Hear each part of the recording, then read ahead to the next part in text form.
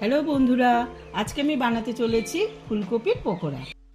তো দেখতেই পাচ্ছ একটা বোলের মধ্যে টুকরো করা ফুলকপি নিয়ে নিয়েছি।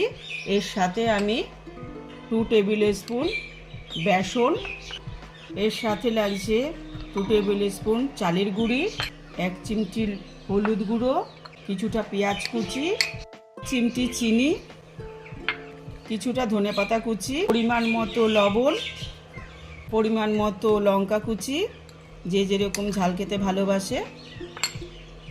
এর সাথে একটা গোটা সেদ্ধ করা আলু, এই সব কিছু দিয়ে খুব ভালো করে মিক্সড করে নিতে হবে।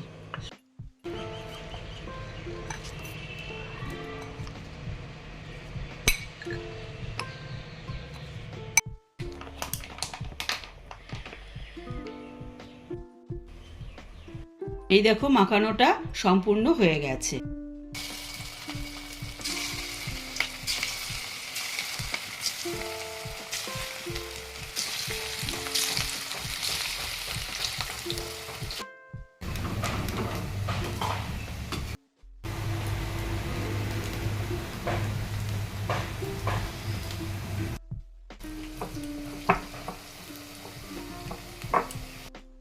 রেডি আমাদের ফুলকপির পকোড়া।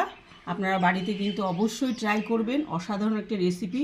শুধু একবার ট্রাই করে দেখুন আর খেয়ে দেখুন। ভিডিওটা যদি ভালো লেগে থাকে তাহলে অবশ্যই আপনারা লাইক, শেয়ার, কমেন্টস করবেন। আর যারা এখনও সাবস্ক্রাইব করেননি তারা অবশ্যই সাবস্ক্রাইব করুন।